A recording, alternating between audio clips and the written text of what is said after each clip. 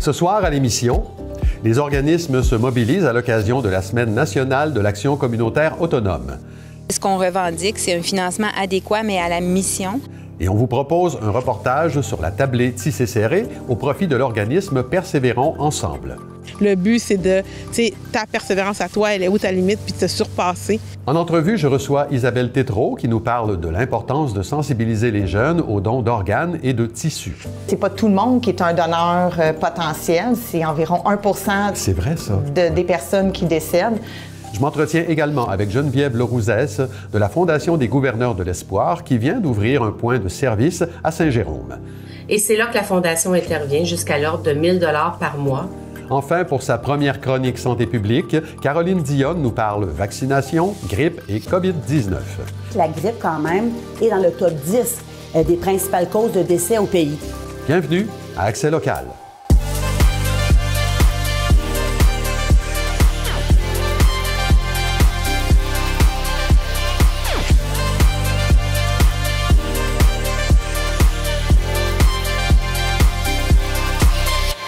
Mardi 22 octobre 2024, bon début de soirée, c'est Claude Desjardins, en compagnie de Clara Maté-Jonet. Bonsoir Clara. Bonsoir Claude. Alors cette semaine, c'est la 23e édition de la Semaine nationale de l'action communautaire autonome. Les organismes de la région, évidemment, se mobilisent pour l'occasion. Oui, mais cette semaine qui sert à célébrer donc l'apport des 4 500 organismes communautaires du Québec, portés par 54 000 travailleurs et travailleuses à travers la province, mais qui sert aussi à revendiquer de meilleures conditions pour les employés du milieu communautaire dans la région. Le collectif communautaire Deux Montagnes Mirabel-Sud organisait une conférence de presse hier pour partager ses impressions et ses demandes dans le cadre de la semaine de sensibilisation. Rappelez-nous, Clara, le rôle de ce collectif-là au sein de la communauté. Alors, le collectif communautaire Deux Montagnes Mirabel-Sud défend les intérêts des organismes de la région et de leur clientèle. Il fait aussi le pont entre les organisations et le ROC, le regroupement des organismes communautaires des Laurentides. Alors que le ROC défend les intérêts des organismes sur le plan national et régional, le collectif de Deux Montagnes est plutôt axé sur les enjeux locaux auxquels font face les organismes communautaires. Le Centre Marie-Ève qui offre du soutien aux nouvelles mamans, le Sésame qui œuvre pour la santé mentale des enfants, ainsi que le Centre des femmes La Mouvance en font partie, entre autres. D'accord. Et quel est le message que souhaitaient faire passer les organismes de la région hier? Eh bien, la Semaine nationale de l'action communautaire se déroule sous le thème « Nous sommes communautaires autonomes ». Toutefois, sur le plan régional, c'était plutôt sous le slogan « Ne coupez pas les ailes du communautaire » que se sont réunis les représentants d'organismes. C'est le sous-financement du milieu communautaire décrit comme chronique par les intervenantes qui est critiqué. On écoute à ce sujet Marie-Claude Renaud, qui est directrice des ressources communautaires à CJ+.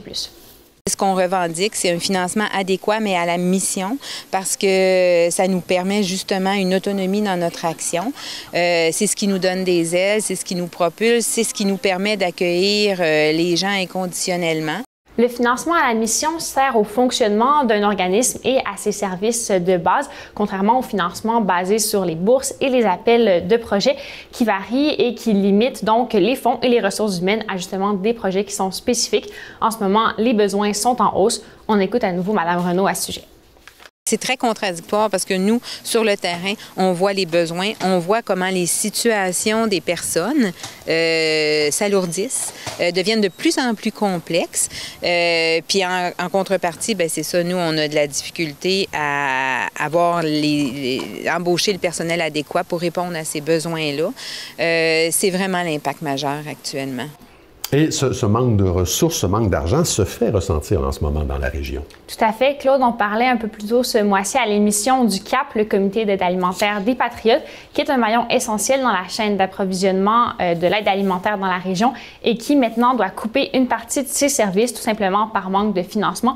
Le CAP supporte 14 organismes qui viennent en aide à plus de 1600 personnes par semaine, dont près du tiers sont des enfants. Les intervenants du milieu ont qualifié ce bris de service comme une véritable catastrophe pour la sécurité alimentaire de la région. Isabelle Jorg, pour sa part, est présidente du collectif communautaire Deux Montagnes Mirabel-Sud, mais elle est aussi directrice du Centre Marie-Ève et elle nous explique comment le manque de fonds affecte son organisme. On l'écoute. On est un gros organisme régional, on a 28 employés. Pour nous, ça se répercute dans le fait de ne pas être capable d'offrir des salaires concurrentiels au marché actuel ou même au public.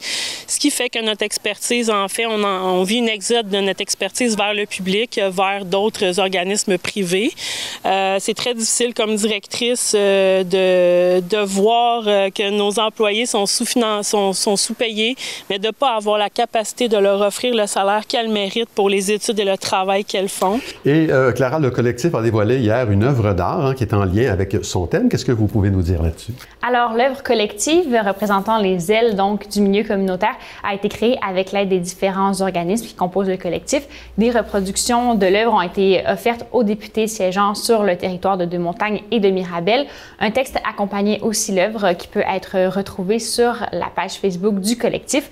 Alors voilà, Claude, des activités prendront place au sein des organisations un peu partout au Québec cette semaine. Merci Clara. On se revoit plus tard dans l'émission. Il sera question de la tablée tissée serrée. À plus tard, Claude.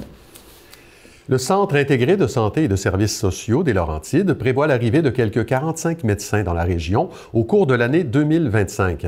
Il sera possible de recruter 34 nouveaux médecins et 11 médecins en mobilité interrégionale, c'est-à-dire des médecins pratiquant déjà dans une autre région et souhaitant se déplacer. La répartition des médecins met en priorité les besoins majoritaires qui concernent principalement le soutien à domicile, la médecine familiale, l'hospitalisation et les soins d'urgence. La députée bloquiste de Thérèse de Blainville, Louise Chabot, a annoncé qu'elle ne sollicitera pas de nouveau mandat pour la prochaine élection fédérale. Elle aura représenté la circonscription à Ottawa pendant 2 mandats, soit depuis 2019. Madame Chabot se consacre à la cause souverainiste depuis plus de 40 ans et compte continuer sa mission avec les bloquistes, même après sa carrière politique. Le chef du Bloc québécois, Yves-François Blanchet, et les députés soulignent son engagement en tant que militante, députée et porte-parole des droits des travailleurs. Durant la semaine du 12 octobre, on a célébré dans une quinzaine de régions du Québec le 10e anniversaire du défi Chaîne de vie, un événement caritatif destiné à soutenir une mission éducative bien spéciale concernant le don d'organes et de tissus. Ça se fait auprès des jeunes de 15 à 17 ans et j'en discute avec Isabelle Tétrault, qui est coordonnatrice du défi dans les Laurentides. Madame Tétrault, bonsoir. Bonsoir. Bon, votre événement à vous, c'était le 14 octobre au Mont-Habitant à Saint-Sauveur. On parle essentiellement d'une marche en montagne. Comment ça s'est passé? Faites-nous un petit bilan de votre 14 octobre. Oui, en fait, c'était lundi le 14 octobre. C'était supposé être une journée pluvieuse. Finalement, on s'en est bien sorti. Il a fait froid, mais on a eu environ 63 participants. C'est un événement qui se passe le matin. Donc, nous, on prépare les choses. Les gens arrivent vers les 9h30. Puis là, on présente tous les maillons de la chaîne qui font la chaîne de vie. On va avoir des familles de donneurs, des receveurs. On a notre grimpeuse émérite, Nathalie Fortin, puis nos enseignants. J'avais des élèves aussi qui ont suivi le programme Chaîne de vie. Puis cette année, nos porte-étendards, c'était les policiers et policières. Donc, j'avais avec nous Katiane Frigon, qui est policière à Laval, sergent détective.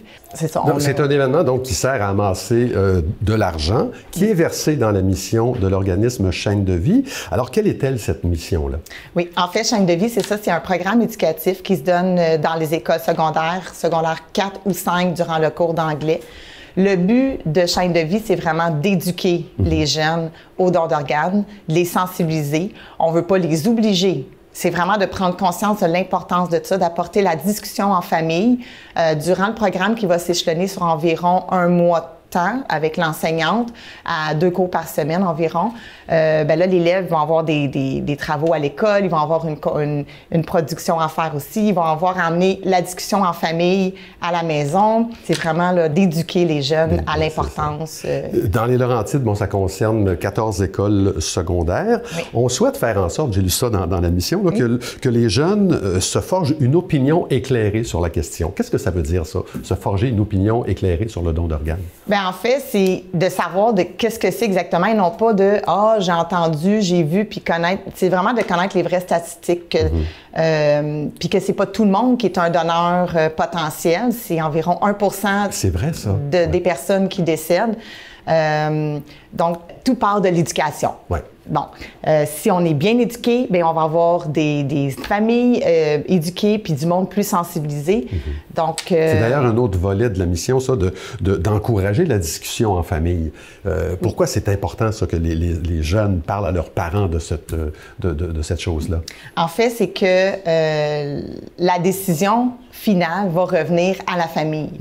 On a beau l'écrire dans notre testament, c'est important de le dire pour que les gens sachent c'est quoi notre décision. Parce que si, mettons, moi, je veux donner mes organes, mais que personne n'est au courant, bien, ça va être ma famille qui va prendre la décision à la fin. Donc, c'est là pourquoi que c'est important d'être éduqué puis de bien savoir que... Puis les gens, là, il y en a des fois qui vont penser que je suis peut-être encore vivant. Non, non, non, non. Quand on procède au don d'organes, quand on est apte à ça, bien, c'est vraiment une mort cérébrale. Donc, il n'y a plus aucune chance de... C'est une machine qui va faire vivre, puis qui va faire circuler pour que le cœur bat, puis que les organes continuent. Mais la cérébrale, il n'y en a plus, là. Donc, c'est important d'être bien informé. Les familles de donneurs aussi, des fois, on vient de perdre un être cher. C'est pas évident de prendre la décision. Donc, quand que la personne a informé sa famille, a dit l'importance de pourquoi, bien, ça va aider à prendre une décision plus éclairée. Parce que... Cette année, l'organisation rendait hommage aux policiers et policières bénévoles qui sont membres de l'Association canadienne des dons d'organes et de tissus. Oui. Parlez-moi de ce qu'ils font, ces policiers, policières-là, de l'importance de leurs actions dans la chaîne de vie en 30 secondes, 20 secondes à peu près. Bien, en fait, c'est ça. C'est pas dans toutes les régions qu'on a la possibilité d'avoir des policiers et policières qui font le transport d'organes. Il y en a quand même dans plusieurs, là. Mais eux, dans le fond, c'est le transport d'urgence. Pourquoi les policiers plus qu'un taxi, un ambulancier, peu importe, c'est que c'est le seul véhicule d'urgence qui peut vraiment rouler nos limites, c'est ça. Partout, exactement. Les obstacles. Dans une année comme en 2023, on avait 77 300 personnes qui sont décédées, puis il y a seulement 209 personnes qui ont pu être donneurs d'organes. Donc, raison de plus c'est pour pas beaucoup. Les gens. C'est important d'en parler. J'encourage donc les gens à parcourir le site web de Chaîne de vie, de faire un don. Isabelle Tétrault, merci beaucoup d'avoir été là. Bien, ça fait plaisir. Le Cercle de fermières Saint-Eustache invite la population à l'édition 2024 de son marché de Noël, les 9 et 10 novembre, de 10h à 16h, à la Maison du citoyen de Saint-Eustache. 110 fermières seront sur place pour vendre des produits artisanaux de toutes sortes, comme des pièces de tricot, de la couture et du tissage, ainsi que de la peinture et du macramé. Des décorations de Noël et autres items seront aussi en vente au profit des organismes parrainés par le CFQ Saint-Eustache. Seul l'argent comptant sur place est accepté. Le transport adapté et collectif des Laurentides célèbre les 20 ans de l'Inter des Laurentides, un service de transport collectif offert dans la région. Pour célébrer les 20 ans de l'Inter sous le thème de la connexion, les déplacements avec ce service seront gratuits le mercredi 6 novembre. De plus, les utilisatrices et utilisateurs de titres mensuels recevront une bouteille d'eau à l'effigie des célébrations. L'Inter compte 115 arrêts d'autobus, dont 12 sont situés à proximité de stationnements incitatifs, et que 17 autres sont des arrêts de correspondance avec le service de taxibus. On va maintenant parler santé publique avec Caroline Dionne, qui est journaliste, animatrice et maintenant chroniqueuse à Accès Local. Bienvenue, Caroline. Merci. Alors, c'est l'automne, hein, et qui dit automne dit recrudescence des infections virales comme la grippe, la COVID-19. Depuis le 16 octobre, la population peut prendre rendez-vous pour se faire vacciner. Exactement, oui. Bon, les gens peuvent se rendre sur clicsanté.ca. Ou encore, la bonne vieille méthode du téléphone fonctionne encore avec le 1-877-644-4545. Donc, c'est possible de se faire vacciner dans plusieurs points de service. Dans les pharmacies aussi, ça c'est vraiment génial maintenant. Alors, les pharmaciens, les assistants techniques, les infirmières, tout ce beau monde-là se mobilisent pour vacciner un maximum de gens contre la grippe et la COVID. Rappelez-nous pourquoi c'est important de se protéger contre ces virus-là. Oui, exactement. Particulièrement pour les personnes à risque, mais aussi pour l'ensemble de la population, ça permet de renforcer notre protection individuelle, la protection collective aussi de l'ensemble de la population. Ça permet de limiter la transmission des maladies à des êtres proches ou encore vulnérables. Et aussi, ça permet d'éviter les complications médicales et ça va aussi réduire l'absentéisme au travail et dans les études. Ouais. Les patients les plus vulnérables, donc on parle des personnes âgées de 75 ans et plus, celles qui ont des maladies chroniques, les femmes enceintes de plus de 13 semaines, les travailleurs de la santé, les proches aidants. C'est vraiment important, particulièrement d'aller se faire vacciner contre la grippe et la COVID, parce qu'il ne faut pas oublier que la grippe, quand même, est dans le top 10 des principales causes de décès au pays. Oui. Chaque année, ça engendre des milliers d'hospitalisations au Québec. Donc, c'est quand même sérieux, la grippe. Et la COVID, même si on ne veut plus en entendre parler, est encore là. Est encore là, oui. Ah oui. Alors, selon la santé publique, la présence de la COVID est élevée.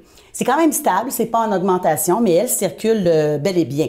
Si on regarde, par exemple, du 13 au 19 octobre, donc la semaine dernière, il y avait 2183 nouveaux cas, 4 nouveaux décès, 1483 hospitalisations. On n'en est pas débarrassé de On n'en est pas débarrassé. C'est une maladie qui change de visage, qui change souvent de nom. Alors, on se bat contre quel variant en ce moment? En fait, celui qui circule, c'est le KP3, mais le vaccin a été développé avec le variant KP2. Ça reste quand même proche. Ils ont développé ce vaccin-là avec le variant KP2 parce que c'est la souche qui circulait l'été dernier au Québec.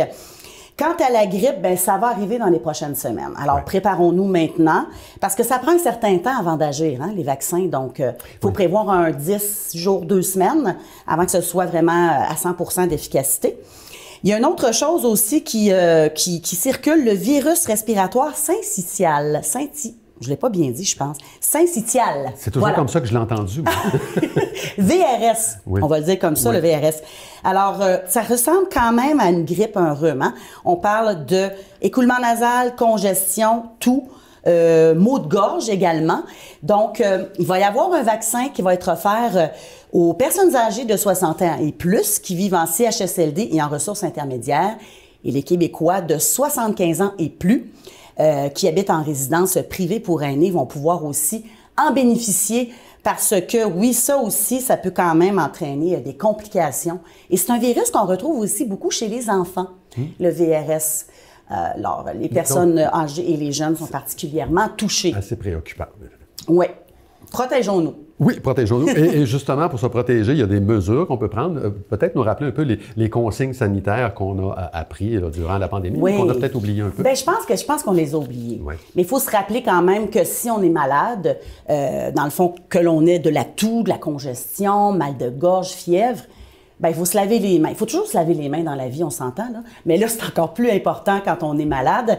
Réduire les contacts aussi, s'éloigner un petit peu des gens. Si on est vraiment très malade, évidemment, on reste à la maison. Et le masque, c'est toujours une bonne idée aussi, par respect pour les autres, pour ne pas transmettre ce qu'on a, donc de porter un masque. Alors, ce sont les consignes qu'on avait apprises et c'est une bonne idée de continuer à le faire. On n'a plus besoin de se demander est-ce que j'ai la COVID, est-ce que j'ai ceci ou cela. Les médecins nous disent, maintenant, pour nous, c'est du pareil au même. Alors, en fait, c'est ça. Mais il y a toujours des tests qui existent, mais il faut se les procurer, il faut débourser de l'argent pour se procurer les nouveaux tests. Merci beaucoup, Caroline Dionne. À bientôt. À la prochaine. Depuis le 9 octobre dernier, la Fondation des gouverneurs de l'Espoir dispose d'un nouveau point de service à Saint-Jérôme. Cet organisme vient en aide aux enfants gravement malades et à leurs familles. Il me fait plaisir d'accueillir Geneviève Lerouzès, qui en est la directrice générale. Madame Lerouzès, bonsoir. Bonsoir, M. Desjardins. La Fondation des gouverneurs, c'est un organisme qui existe depuis 2002. Vous aviez déjà 2 points de service, un à Châteauguay, l'autre à Québec. Celui de Saint-Jérôme vous permet maintenant d'élargir votre mission. Quelle est-elle justement, cette mission, et de quelle façon est-ce que vous l'accomplissez? Vous savez, les parents qui ont à vivre cette terrible épreuve de vie, d'accompagner un enfant gravement malade souvent, sinon tout le temps, ont acquitté leur emploi pour rester auprès de leur enfant, soit parce qu'il est hospitalisé ou parce qu'il est retiré du système scolaire. S'ensuit un creux budgétaire et c'est là que la Fondation intervient jusqu'à l'ordre de 1 000 $ par mois sous forme de cartes cadeaux pour l'essence, l'épicerie et la pharmacie. Très bien pensé. Vous dispensez vos services partout au Québec. Pourquoi avoir choisi Saint-Jérôme là, pour ouvrir un nouveau point de service? Et qu'est-ce qu'on y retrouve dans ce point de service-là? Bien, écoutez, tous nos services sont offerts. Ce qu'il faut comprendre, c'est le rayonnement de la Fondation qui doit se faire de plus en plus à travers le Québec. On est très bien connus, je vous dirais, en Montérégie. Et le fait que nous desservions l'ensemble de la province, tous les enfants du Québec qui répondent à nos critères d'admission peuvent être accueillis par nous. Donc, on se devait de se faire connaître à travers le Québec, tout près des hôpitaux pédiatriques aussi. Donc, avoir un point de service sur la Rive-Nord, ça faisait du sens. Oui, tout à fait. Vos actions, vos interventions, Mme Lerouzès, sont orientées là, vraiment vers la famille. Vous suggérez qu'une famille qui va mieux, c'est un enfant qui a une chance d'aller mieux. Qu'est-ce que vous voulez dire par là exactement? Bien, vous savez, quand on accompagne un enfant gravement malade, vous pouvez vous imaginer le stress que les familles vivent à accompagner cet enfant-là. Souvent, la fratrie, qui est très présente aussi dans la famille, sont heurtés par tout ce qui se passe, l'absence d'un parent ou parfois des deux. Donc, à la Fondation, il est très important pour nous de prendre sous nos ailes la fratrie aussi. Oui. Je vous donne un exemple. Quand arrive la fête d'un enfant, que ce soit l'enfant qui est malade ou du frère, la Fondation va frapper à la porte avec un cadeau d'anniversaire pour l'enfant. Même chose à Noël. L'enfant malade, naturellement, reçoit des cadeaux, mais au même ordre, la fratrie en reçoit aussi. D'accord. Vous offrez, bon, vous l'avez dit, de l'aide financière, du soutien moral aussi.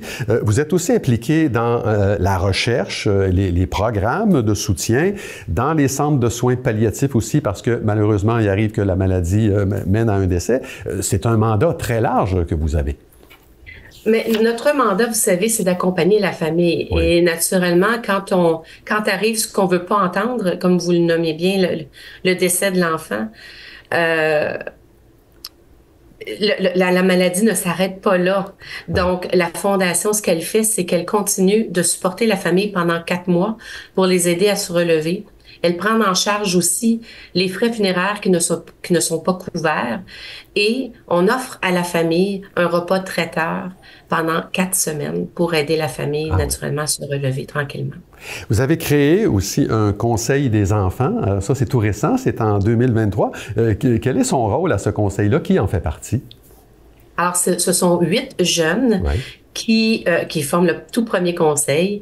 Naturellement, ce qu'on s'est dit, c'est que nous, les grands, parfois, on a besoin de se rappeler des choses de base, ou comment les enfants décrivent ce qui se passe. On est une fondation qui aide des familles qui ont des enfants malades. On avait besoin d'enfants pour nous rappeler comment ils nomment les choses, comment ils vivent les choses. Et ces jeunes-là, à travers le conseil, il y en a 2 qui sont des enfants en rémission. On a un petit garçon qui a perdu sa petite sœur, donc qui représente la fratrie. Et on a des jeunes philanthropes qui ont ramassé 1 000 $ pour devenir un gouverneur de l'espoir et qui le répètent depuis 2-3 ans. Alors, imaginez-vous, quand vous avez 11 ans, 12 ans, ramasser 1 000 $, c'est quelque chose. Oui. Et ce sont de beaux exemples. Voilà. Écoutez, bien, en terminant, je souligne que la Fondation soutient actuellement les familles de 69 enfants. On parle de 33 garçons, 36 filles qui sont pour la plupart atteints d'un cancer ou de leucémie. Raison de plus pour soutenir la Fondation. Je signale aux gens qu'on peut vous aider en tout temps en faisant un don en ligne sur votre site web. Geneviève Lerouzès, merci beaucoup d'avoir été avec nous. Merci à vous, M. Desjardins.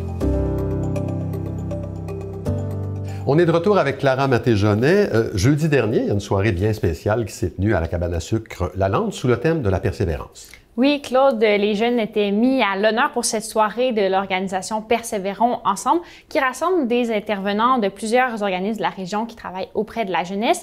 La particularité de cette soirée, c'est qu'elle était presque entièrement orchestrée par les jeunes eux-mêmes. Alors, pour découvrir les coulisses de la tablée tissée serrée, je vous propose de regarder notre reportage de ce soir. Les Persévérons ensemble a pour but de lutter contre le décrochage scolaire. Donc on a 3 événements annuels qu'on organise pour favoriser la persévérance scolaire tous les ans. Donc on a la soirée des mentors qui, un peu dans l'esprit des dragons, aide les jeunes qui ont des projets entrepreneuriaux. C'est une soirée fin février en général qui récompense les projets entrepreneuriaux des jeunes, que ce soit des projets qu'ils font à l'école ou qu'ils font juste entre eux. La soirée a lieu donc devant des mentors avec un public qui présente leurs projets et ils peuvent obtenir une bourse allant jusqu'à 500 $. pour les aider à le réaliser. Ensuite, on a touché le sommet qui se réalise en général fin mai, début juin, qui est un programme vraiment de 10 semaines assez complet où les jeunes apprennent à persévérer jusqu'au jour de l'ascension. Donc ça fait plusieurs années que c'est à Mont-Tremblant qu'on fait ça, mais le parcours de 10 semaines se fait avec des milieux de jeunes, avec leurs écoles en fonction des inscriptions, et les jeunes ont des entraînements hebdomadaires, des conférences inspirantes pour les aider à persévérer jusqu'au jour de l'ascension. Et donc ce soir, notre soirée de collecte de fonds, la table des tissés serrés, qui a lieu donc une fois par année pour récolter de l'argent pour financer justement les autres projets. C'est juste montrer la persévérance. Chaque personne a leurs limites, chaque personne a leur persévérance. Puis c'est pas tout le monde qui va monter la montagne au complet. Il y en a qui vont la monter à la moitié, il y en a qui vont juste se rendre à l'autobus. Mais le but, c'est de, tu sais, ta persévérance à toi, elle est où ta limite, puis de te surpasser, puis d'avoir un sentiment d'accomplissement à la fin de cette activité-là. Fait que chaque année, on rassemble quand même pas mal de jeunes. On a rassemblé au plus que 300 combien de jeunes. Et on leur demande s'ils veulent, ceux qui ont plus de timidité, ceux qui ont plus... On ne veut pas nécessairement le sportif, là. On veut celui qui est artistique, on veut celui qui a de la difficulté à ouvrir la voie devant les gens, on veut le jeune qui est capable pour pouvoir se dépasser, d'estime de soi et tout. Là. On les amène à cette activité-là, sur une base volontaire, bien sûr, mais on les encourage tout au long, sont accompagnés. On a des répétitions, on a des activités ensemble pour pouvoir s'échauffer, se préparer à monter la montagne, le mont. On les voit évoluer, on les voit grandir, on voit qu'est-ce que ça donne, puis surtout dans les écoles, si on est en proximité avec les écoles, surtout nous autres, en tout cas, on a des jeunes, des intervenants dans les écoles qui disent « My God, qu'est-ce qui s'est passé avec cet enfant-là? Il s'est développé, ses notes ont monté. » On voit cet impact-là en étant sur le terrain avec nos intervenants sur le terrain, puis le retour se fait direct, là. On le voit. Là. Mais la tablée des jeunes, c'est vraiment une soirée qui est faite par et pour les jeunes, parce que les jeunes participent aussi bien au stationnement, au service en table, à l'animation, il y a des groupes de musique. On a des toiles pour l'encan crié qui a été faite par des jeunes. Un de nos artistes, c'est un autiste qui fait des toiles merveilleuses, il fait des livres. Fait qu'on encourage les jeunes dans tout ce qu'ils font. Puis ce soir, ils sont à l'honneur. Les événements avaient été mis en stand-by pendant la pandémie. Là, c'est la deuxième année où on recommence en présentiel, donc tout était à reconstruire. Donc on espère grossir d'année en année. Et voilà, Claude, grâce à des activités de financement de ce genre, Persévérons ensemble a amassé plus de 200 200 $ pour les jeunes depuis 2014. Merci, Clara. On se revoit demain. À demain, Claude. Voilà, c'est tout pour aujourd'hui. Merci beaucoup d'avoir été là. L'émission Montre-moi tes Laurentides suit à l'instant. Christophe Dupéré vous présente les films d'Agathe, Léo et Maïva. Bonne soirée.